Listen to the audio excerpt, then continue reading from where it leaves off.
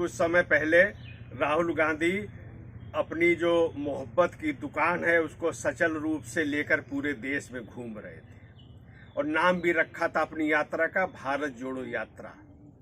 अभी कुछ दिन पहले मुंबई में विपक्षी इंडिया की बैठक हुई, उसमें जो थीम निर्धारित की गई उसमें कहा गया कि जुड़ेगा इंडिया, जीतेगा इंडिया। अब किस तरह जुड़ेगा इंडिया उस पर विचार करने की आवश्यकता है, और अगर इंडिया जीत गई विपक्ष की तो क्या स्थिति होगी, ये दोनों बातें आज के परिस्थिति में उनका आकलन भी किया जा सकता है और उनको समझा भी जा सकता है। क्या ये जुड़ेगा इंडिया इस तरह जुड़ेगा जिसमें समाजवादी पार्टी के राष्ट्रीय महासचिव जिस प्रकार से बयान देते हैं, या स्टालिन जो मुख्यमंत्री है तमिलनाडु का उसका बेटा जिस तरह की बयान दे रहा है, क्या वो भारत को जोड़ने का काम कर रहे हैं? हिंदू धर्म पे इतने बड़े बड़े प्रहार हो रहे हैं और कोई ऐसा नहीं कि कोई साधारण व्यक्ति ये प्रहार कर रहा है।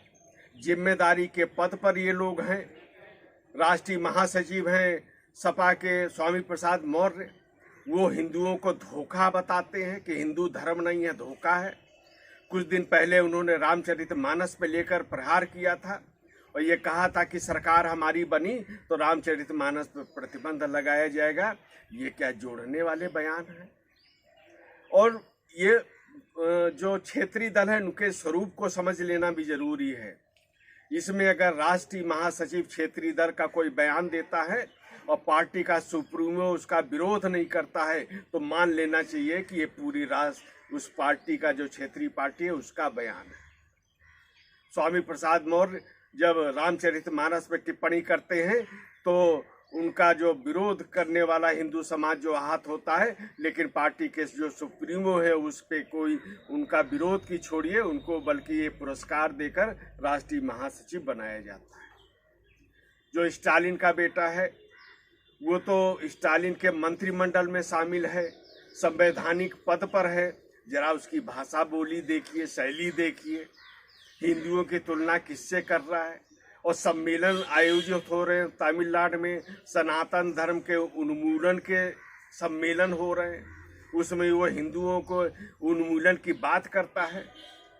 क्या ये भारत को जोड़ने का काम है? दुनिया में तीसरा सबसे बड़ा जो धर्म है वो हिंदू धर्म है, और जधार्यति इति धर्मा पे अगर विश्लेषण करें तो दुनिया में एकमात्र धर्म हिंदू धर्म है, बाकी मजहब हैं, रिलीजन है, उपासना पद्धति। और हिंदू धर्म ने कभी भेदभाव नहीं किया।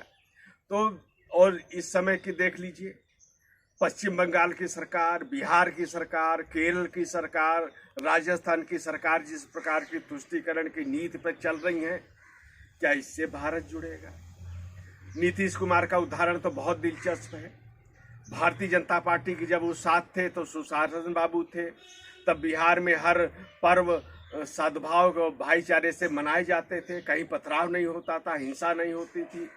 अब देखिए नीतीश कुमार जब से आरजेडी के शरण में गई हैं कैसे हो गए।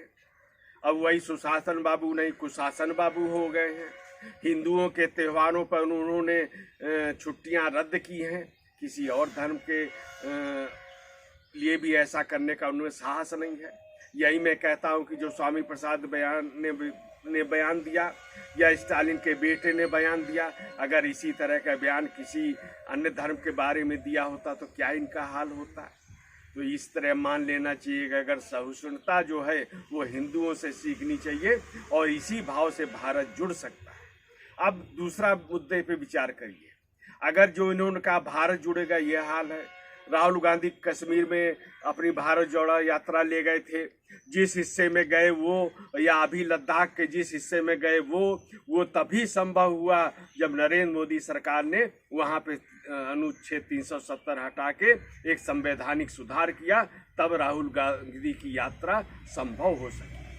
अब इंडिया जीतेगा पर विचार करिए। अगर इंडिया जीत गया तो क्या होगा? तो फिर 370 के हिमायती जो हैं वो विपक्ष के इंडिया में है, फारूक अब्दुल्ला, उमर अब्दुल्ला, महबूबा मुफ्ती 370 के बहाली के लिए बेकरार हैं। फिर वही अलगाववाद, फिर उसी तरह का शासन जैसा बंगाल में हो रहा है। हिंदुओं के जो धार्मिक जुलूसों पे पथराव होता है। तो इंडिया जीते कहते थे कि देश के संसाधनों पर पहला हक किसका है, ये सब देश ने सुना था। क्या फिर वही होगा, फिर वही भेदभाव की राजनीति होगी? तो नरेंद्र मोदी ने जो 9 साल में सबका साथ सबका विकास का जो कार्य किया है, फिर उस पर ग्रहण लग जाएगा अगर इनका इंडिया जीतेगा। तो इसलिए पूरे देश के सामने ये अच्छा हुआ, सच्चाई सामने आ रही है। स्वामी प्रसाद मौर्य हो, स्टालिन का बेटा हो, इनके बयानों से इंडिया की सच्चाई सामने आ रही है। पूरे देश को इस पर चिंतन करने की आवश्यकता है कि ये किस प्रकार की राजनीति हो रही है। सीधे सीधे हिंदुओं के लिए कैसे कैसे शब्दों का प्रयोग किया जा रहा है, धोखा है, उन्मूलन करना पड़ेगा। ये कोई विचार है? लगता नहीं कि जो विदेशी आक्रांता करना चाहते थे उसको अब स्वतंत्र भारत में कहा जा रहा है। संविधान का उल्लंघन किया जा रहा है। ये लोग संविधान के प्रति शपथ लेते हैं, जिम्मेदारी के लोग हैं, और इस तरह के बयान को निश्चित रूप से हिंदू जनमानस को एक प्रकार से चिंतन मनन करने की आवश्यकता है।